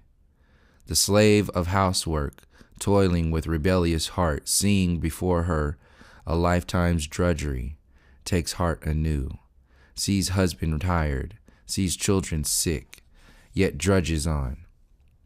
Round her the angels gather and flood with her with the perfume. Rebellion passes, peace comes. In the morning she wakes with courage all renewed to continue the hourly heroism of her daily life. Of that heroism the angels sing, and the song is heard in the land of joy. And the immortal self smiles, knowing that the time shall quickly come when the lower and the higher shall be one, knowing that his earthly pilgrimage shall yield most precious fruit, that his earthly son shall come home, laden with gifts that will add new splendor and new gladness and new power to the ecstasy by which he finds expression in the land of joy. To every man and woman who, in every walk of life in their lower worlds, the angels come, bearing their perfume, the aroma of eternal ecstasy. They would waken in the hearts of every man a craving for that scent, will give to men the knowledge that they have a heavenly home, which show them in the mirror of the mind the reflection of their heavenly self, the vision of their own immortality. This is the mission, also, of every teacher among men, every preacher, healer, sage, artist, scientist, statesman, and king. All have as their mission, if they but rightfully understood it, to reveal to man his own inherent splendor, to lead him through the sorrows of his earthly life, back to his spiritual home, the land of joy. The Brotherhood of Angels and of Men, Chapter 9, Vision. All labor should be performed in the light of vision, and none undertaken until vision has been achieved. However well plans may be laid, they will fail unless they are based upon vision. Vision is relative and a question of degrees. It is not fixed, but changes as the minutes pass, and must therefore be renewed constantly. Vision is the contact of the small self with the great self. It is the knowledge of divine ideas. Before the birth of stars, before the growth of worlds, came vision. Before all things manifest and unmanifest is vision. Vision comes before the first act of God. It is the life of the unmanifest and the world in which it dwells. Vision reveals the plan, is the essence of the real, that from which sprang, and that which it grew, that by which its ultimate expression is achieved. Vision regulates the march of the spheres, guides the universe, rules the cosmos. Behind all the magnitude of the stars and worlds, throughout the infinities of space, is vision. If you delve into the innermost heart of God, you will find him seated in the midst of vision. Vision, which is the heart of the real.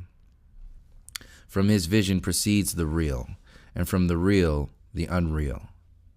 Vision passes to manifestation through the unmanifest, and if you would escape the confines of the universe, seeking the cosmos, searching for the absolute, what you will find is vision. So vast, so all-embracing, so infinite, that to you it will appear as darkness, darkness from which you will shrink, a darkness and a silence so profound as to exclude all possibility of light and sound, a stillness so absolute as to exclude the possibility of motion.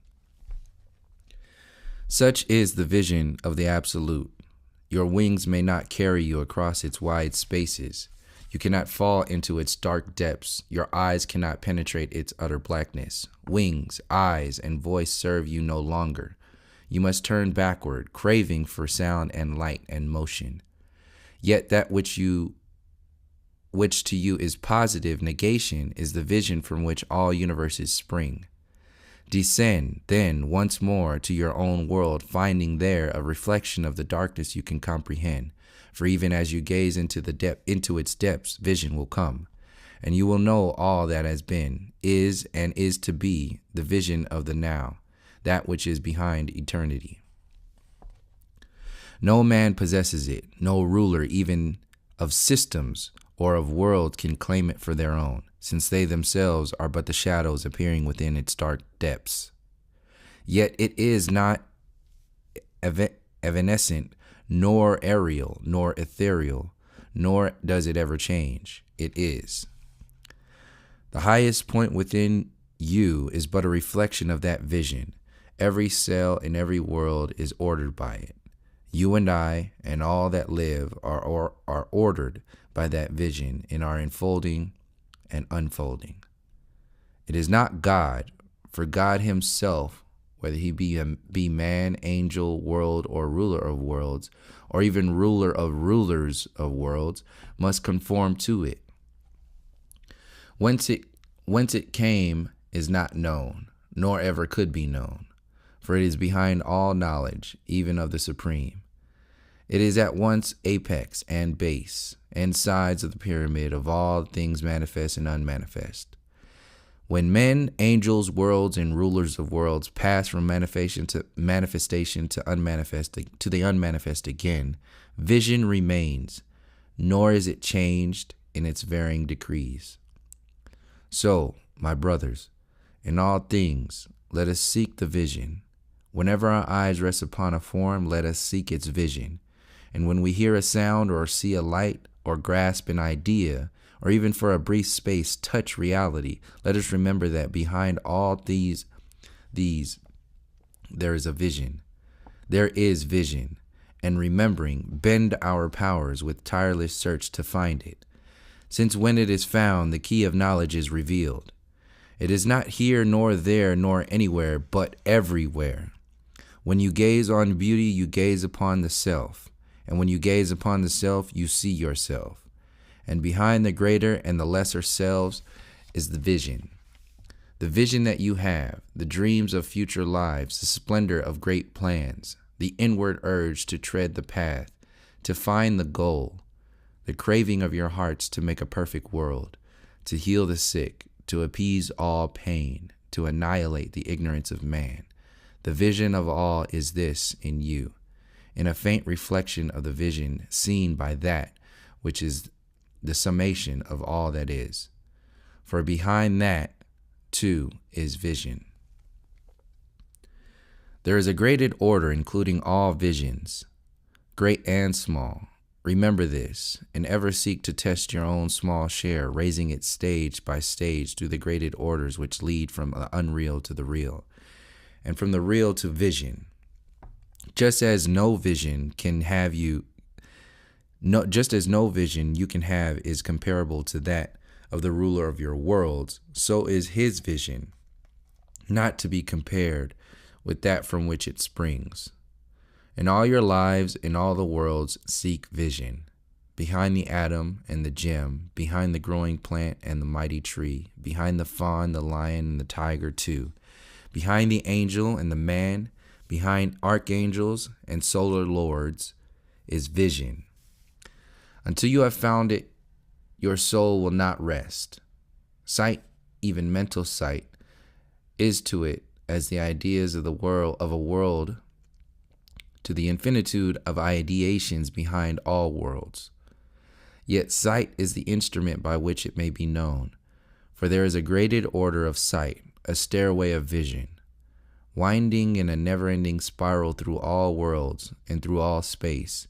Somewhere on one step of that infinitely splendid spiral way is physical sight.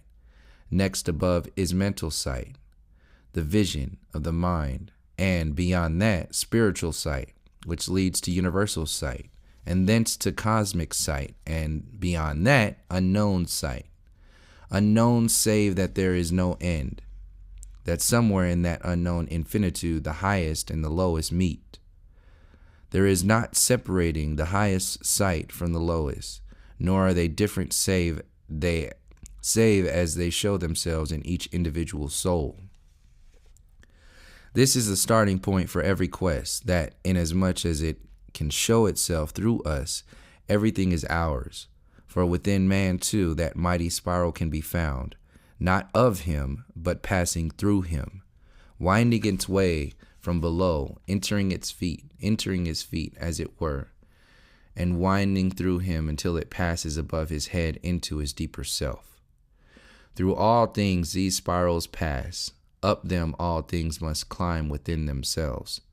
The lesser spirals are to the mighty curves of the cosmic stars, as are its circular reflections to the rainbow, not the rainbow itself, but the expressions of its light.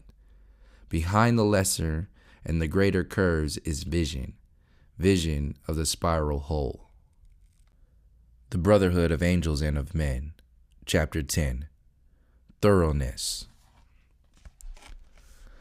If you find and tread this pathway, see that everything you do is done with thoroughness and efficiency. Absence of thoroughness is a denial of divinity.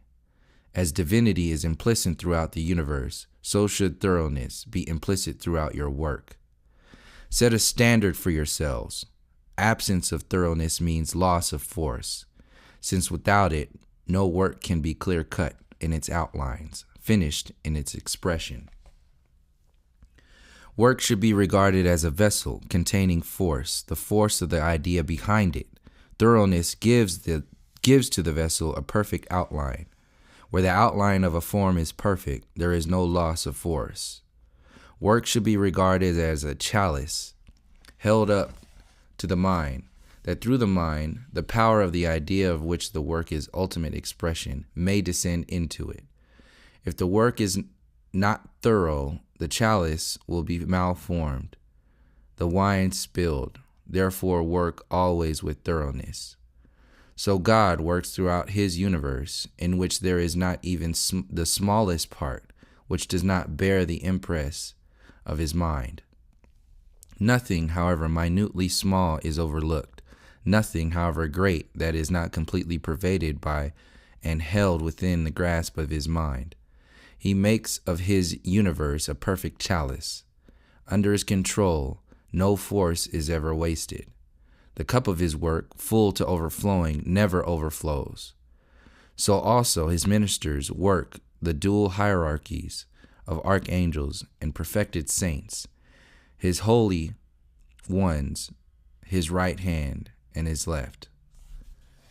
The only ideal for which man may worthily strive is that of joining the rank of the ministers of God, whether of human or of angel kind. That ideal can only be achieved by successful imitation of their methods. The keynote of their work is thoroughness. Let it be the keynote of yours. Without it, the highest cannot be achieved. If your work concerns the details of life, work with infinitely careful attention to detail. If you deal in broader outlines, in wider sweeps, plan with an equal thoroughness. Thus will your work embody the power of the idea upon which it is based. Thus you will achieve success. It is essential that the idea should be true, that is, an expression of the divine idea. Then it will be a source of power, and will give a dynamic energy to the work which its ultimate expression, raising it to heights worthy of a worker who aspires to serve as the hand of God. The idea represents the head, the worker, the hand of God. On this conception, base all your work. Thus you will achieve greatness. Thus you will live according to the highest. Thus truth will be yours. Thus you will enter the land of joy, ever to live therein. For joy and work are synonyms in the land of joy. There is no joy without work. All work is joy. Therefore, my brothers, when you work, remember joy.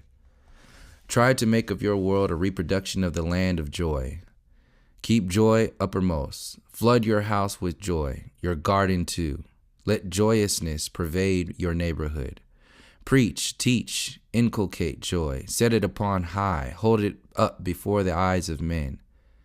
Become yourselves its embodiments.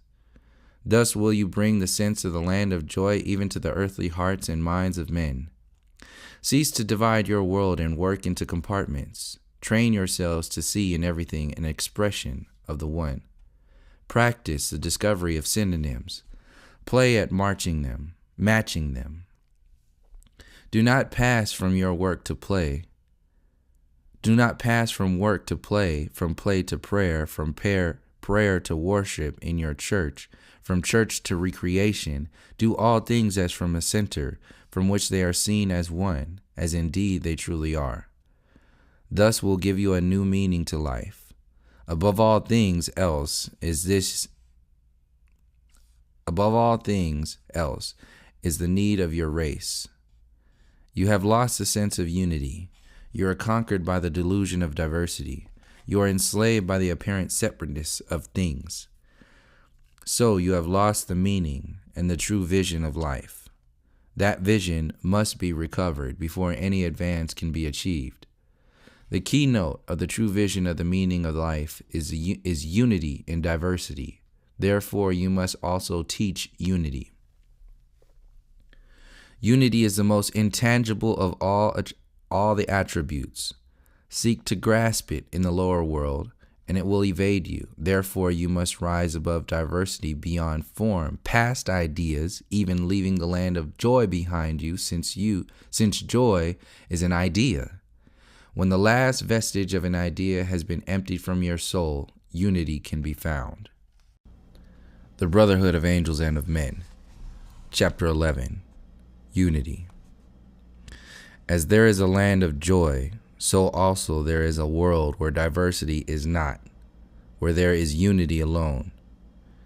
It is higher than the land of joy, for joy is the land of the universal ideas, and unity is behind ideas.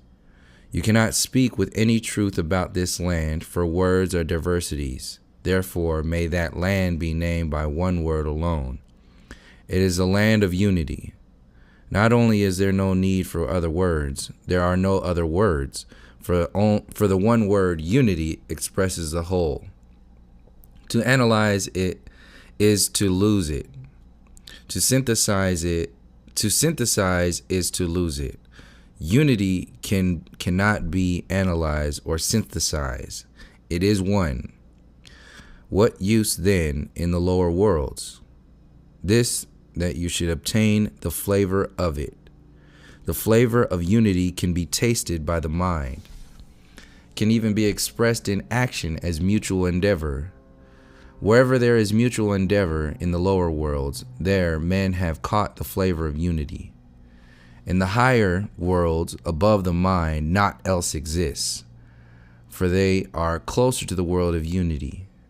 Unity is their very life. Of it, perhaps, one sentence may be truly said: it is the embodiment of the will of God. Of that restless will, no man living in the lower worlds may know. That it brought all things forth, that it holds all things in existence. That is the driving power behind all life. These may be known, but they are its attributes and not the will itself. By will, a man must rise through thought, through the land of ideas, even through unity, to the very self. Then he may know the will of God. This is a road which every man may take immediately, a road which one day every man will take irrevocably.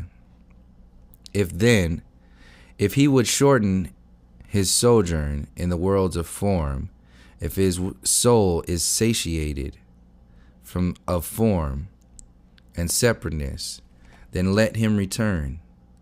Let him set forth upon the road by which he came, the ancient road, the well-worn road, the road which so many of his race and ours have trodden. This road is at his feet. Let him set them thereon. It passes through his heart. He must pay toll with his heart's blood. It leads through his mind. He must be ready to lay aside his mind. Then he will find the bridge so difficult to cross. The way is very narrow here, but every step he takes widens it.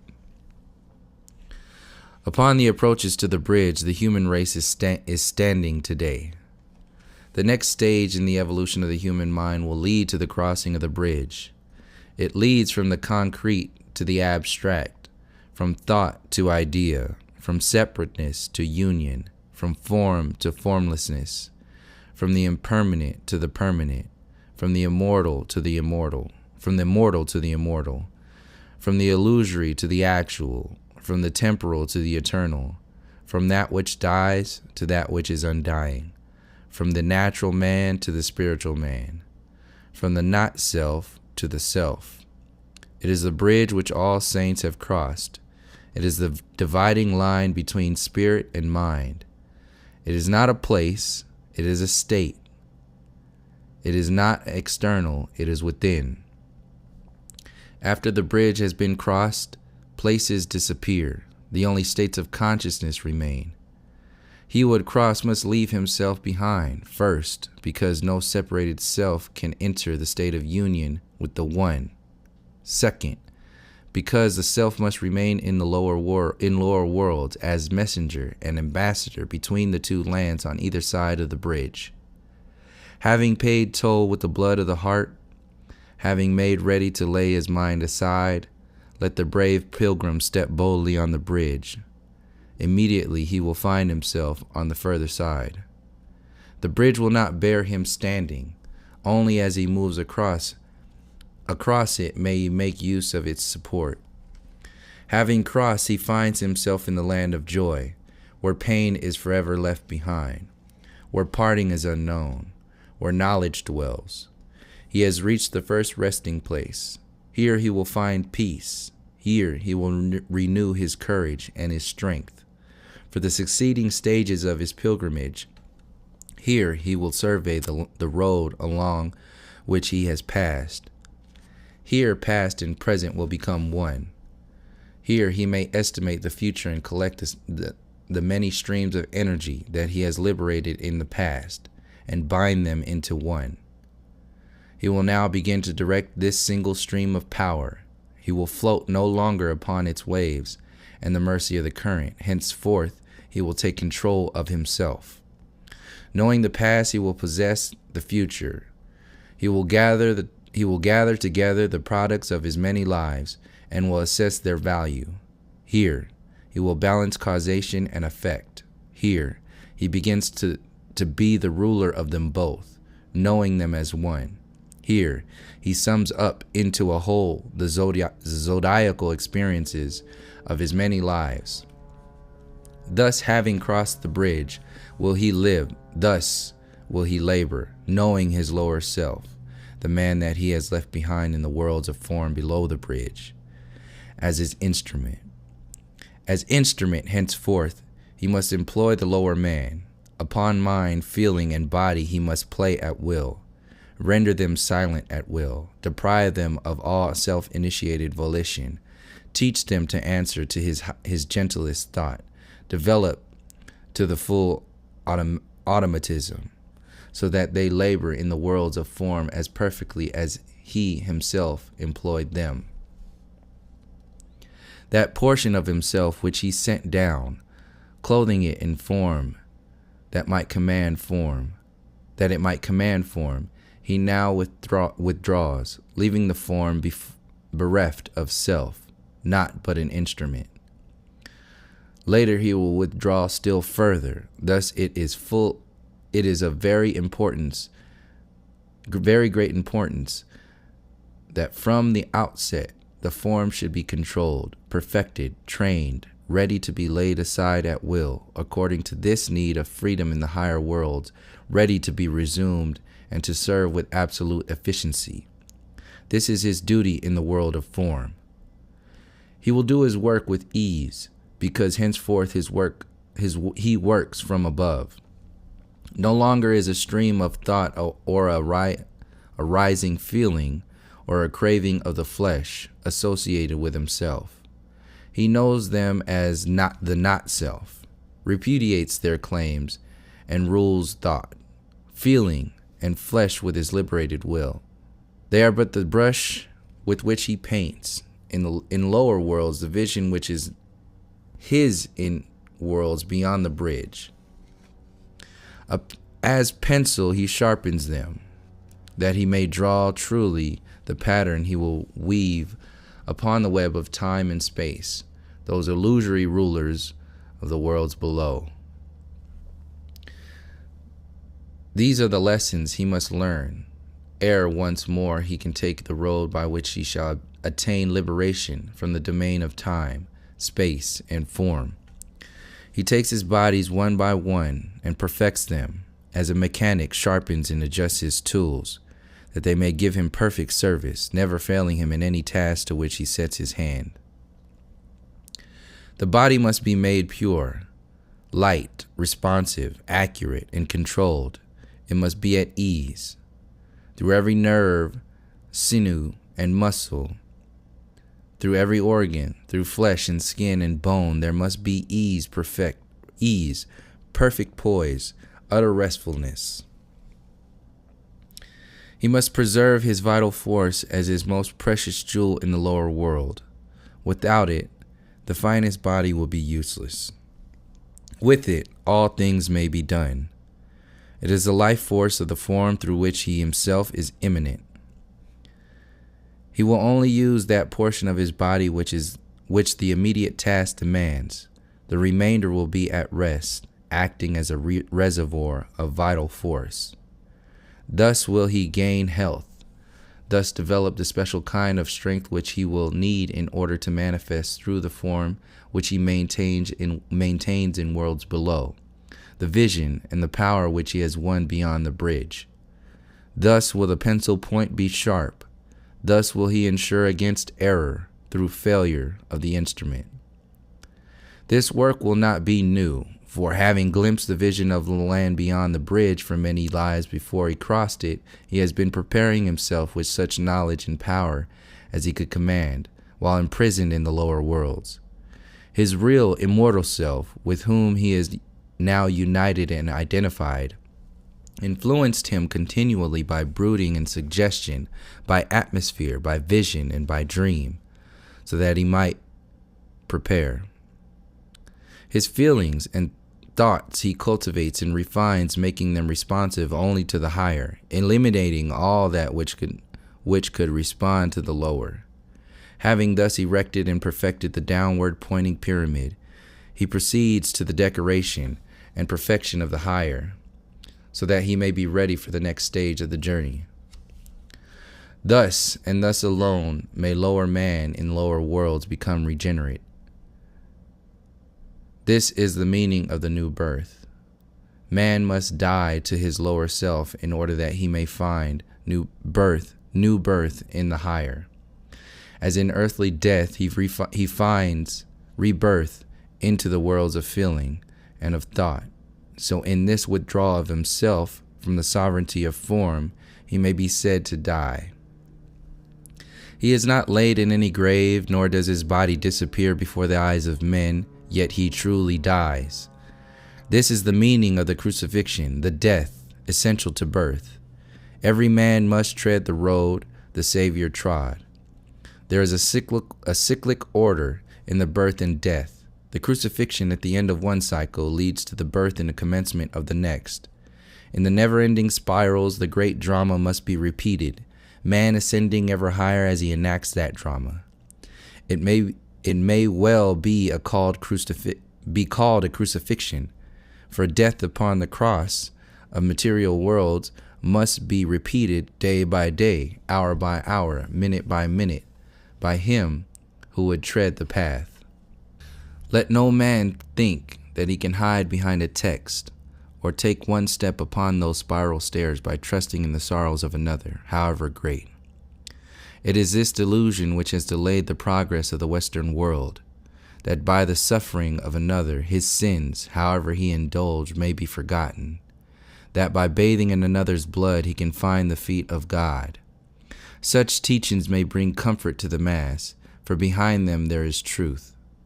However, there is a truth, however much distorted, but he who would truly save the mass must leave the mass behind. Relying on the strength of his inherent divinity alone, he must find and tread the path.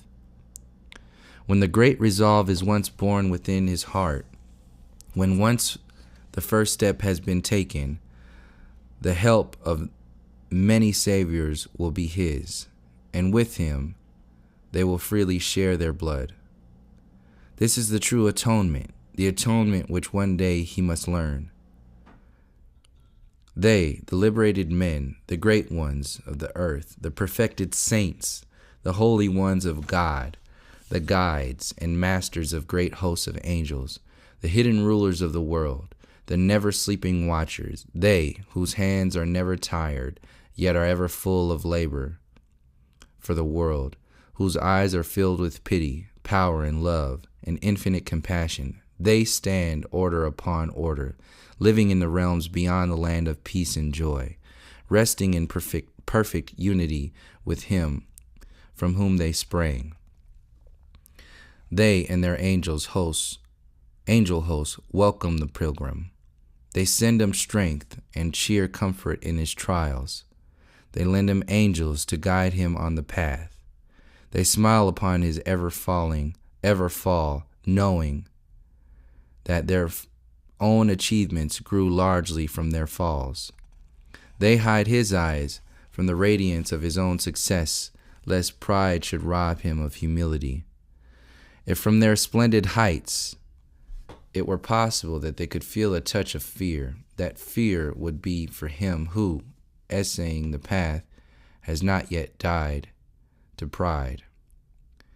Aided by the light from these, his great forerunners having cast off ignorance and the superstition of the mass, strong in the strength of his divinity, the pilgrim climbs the hill, learning continually to die, voluntarily crucifying himself in worlds of form, that he may be born in formless worlds.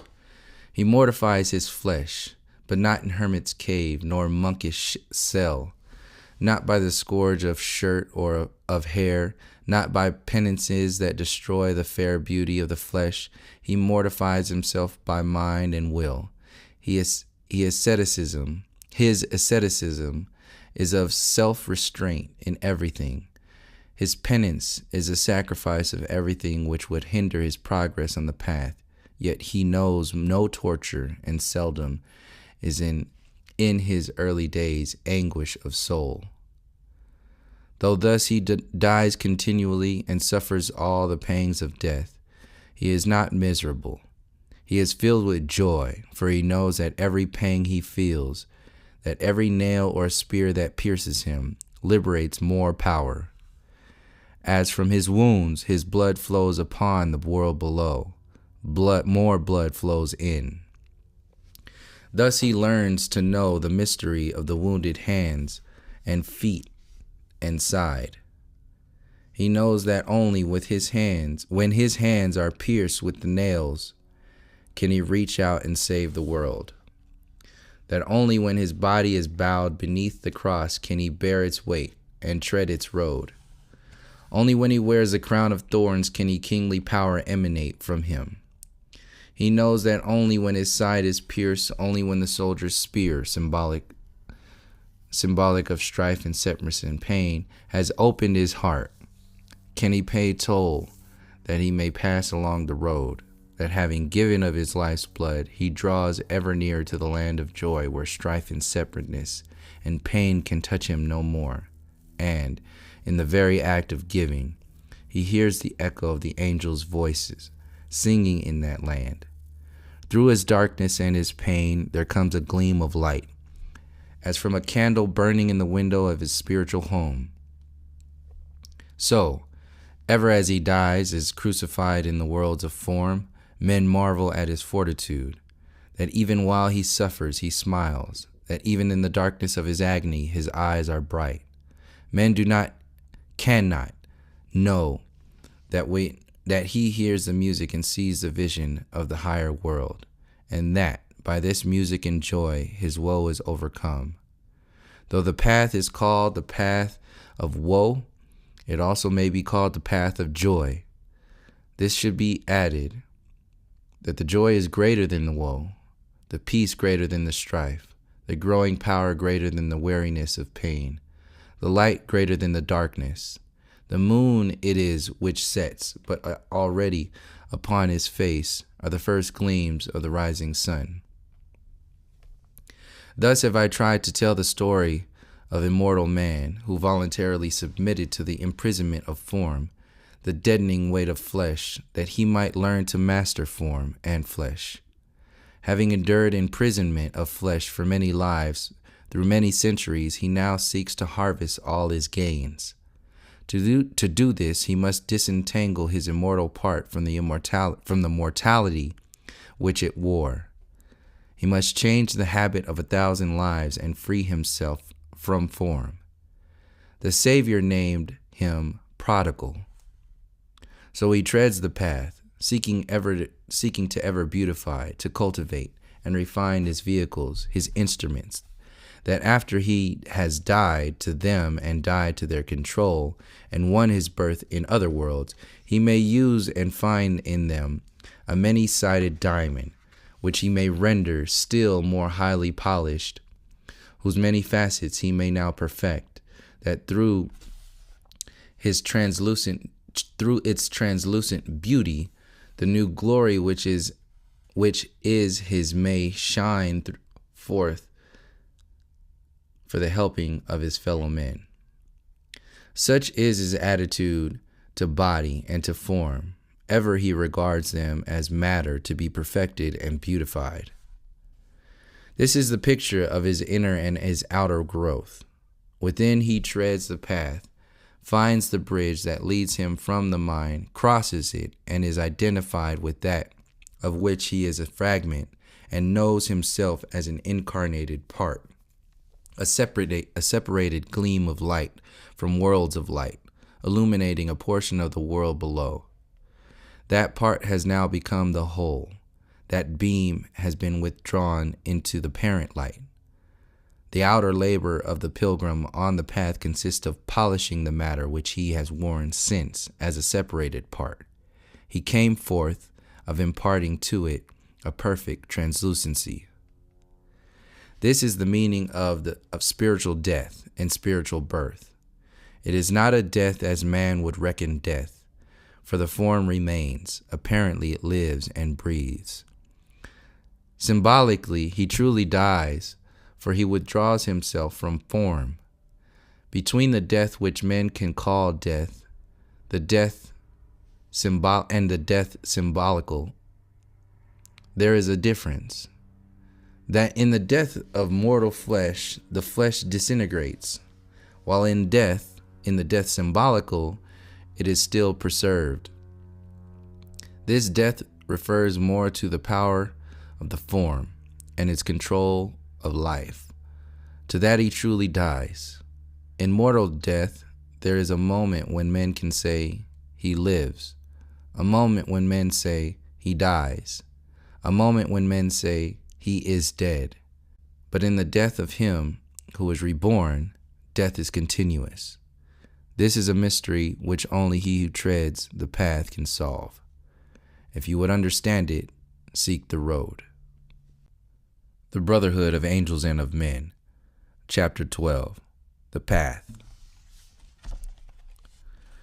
What reasons may be given to him who asks, why should I tread the path of woe?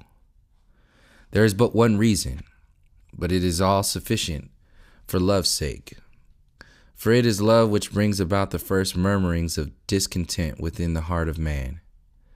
The value of his pilgrimage, the estimation of its worth, these may be calculated in terms of power to love.